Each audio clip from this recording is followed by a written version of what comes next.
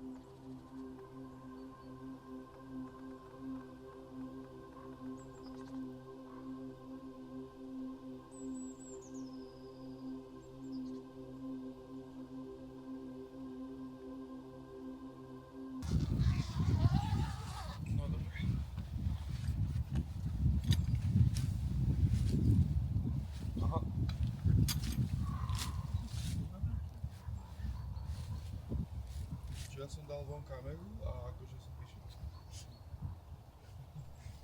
Krkavci nám až tak nechodili, ale nebolo to také zlé úplne. Ako chodili, však prišli 3-krát minimálne. Prišiel aj myšiak. No ale vieš, krkavci sú vypočítaví, krkavci sú inteligentní, krkavci sú rozumní.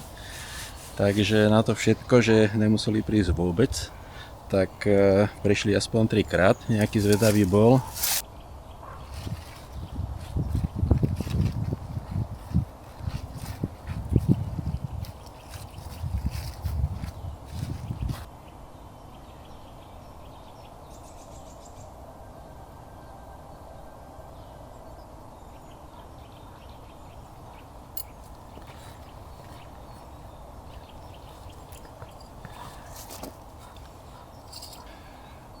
Tak máme tu druhý deň fotenia krkavcov.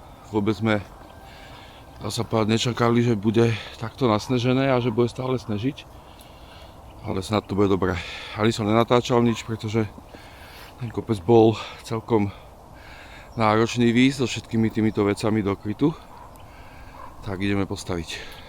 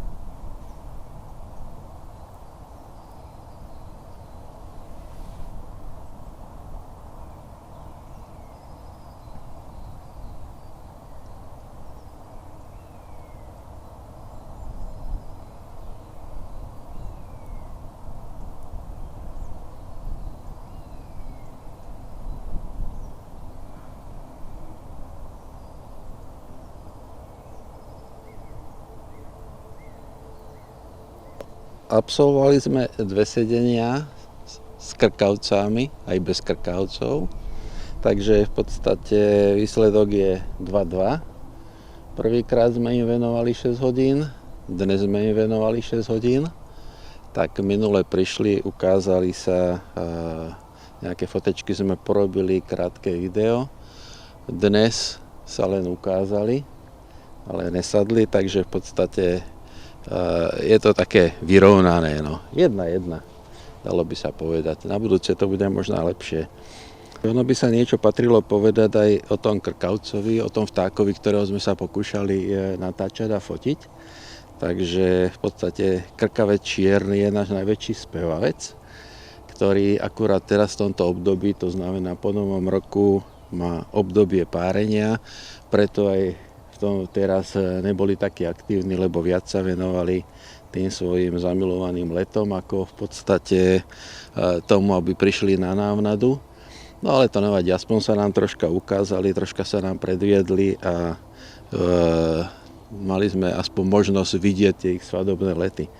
To, že krkavec je spevavec, dokazuje aj tým svojim v podstate repertoárom hlasovým, takže to nie je len, že by v podstate robil to krá, a len to krá dokáže robiť na x spôsobov, popri tom dokáže vydávať rôzne malebné, také tie hrdelné zvuky, ktoré niekedy pripomínajú až jodlovanie, takže v podstate v tomto je on dobrý, takže spevák je zaslúžený. No a v podstate teraz, jak skončí to obdobné párenia, on v marci už zasadne na znášku, kde v podstate samica sedí na vajíčkach a samec sa o ňu stará, nosí jej potravu a prebieha v podstate takýto ich život. Potom, keď sa vyliahnú mladé, už dokrmujú aj samica, aj samec, vlastne tieto mladé. No a čo je na krkavcovi vlastne zaujímavé, tak je vlastne to, že oni uzatvárajú páry, hovorí sa, že na celý život. Takže oni sú relatívne stáli a verní si jeden druhému, majú svoje územie, kde majú v podstate svoje hniezdo a takýmto spôsobom sa v podstate dokážu oni tu živiť.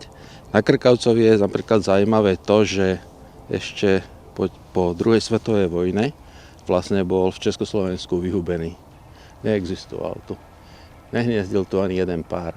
A postupne za tých 80 rokov sa tu vlastne postupne rozšírili tie severské populácie a sibírske populácie, ktoré sem postupne prišli, pretože tu mali dostatok potravy a fakticky už skončil, chvála Bohu, že už skončil taký ten hod na tie čarodejnice.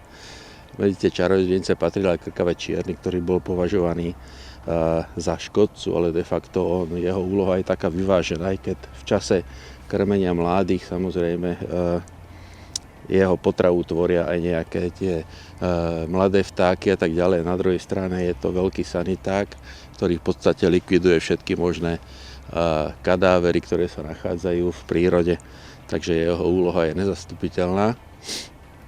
No a ešte by bolo dobre povedať, že ľudia si krkavca samozrejme mýlia s havranom alebo vranou, ale dôležitý rozlišovací znak pri krkavcovi je v podstate to, že on má dlhý čierny zobák, výrazný, na rozdiel od havrana, ktorý ho má svetlý, a počas letu ho poznáte podľa klínovitého chvosta, takže v podstate je taký, a samozrejme svojou veľkosťou je nezameniteľný a hlasom. Takže o krkavcovi asi v skratke toto. Tak ahojte z tohto videa, dúfam, že sa vám páčilo aspoň tých pár záberov, ktoré sme spravili. Aj nejaká tá fotka od Vlasta, dám aj link na jeho stránku, si môžete pozrieť veľmi krásne fotky z Povazského Inovca. Tak zatiaľ čaute. Ahojte.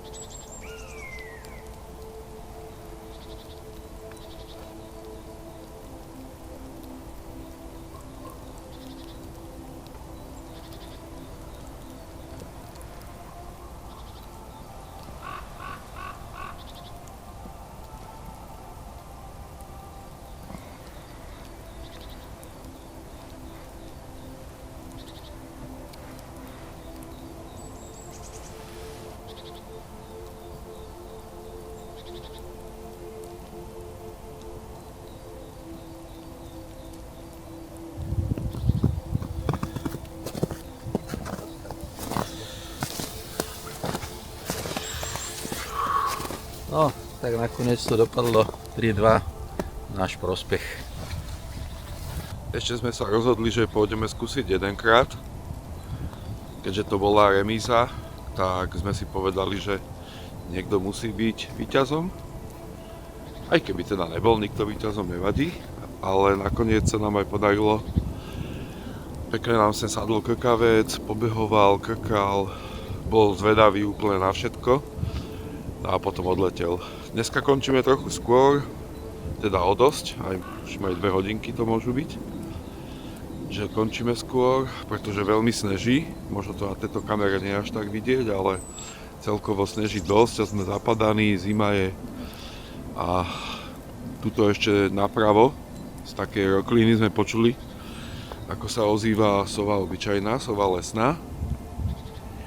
A ideme ju skúsiť pozrieť, nájsť a dohľadať. To bude už v ďalšom videu, takže lúčim sa z tohto videa aj s Vlastom. A dúfam, že sa vám páčilo aj vlastne toto vyvrcholenie toho videa, že sa teda podarilo. Čaute.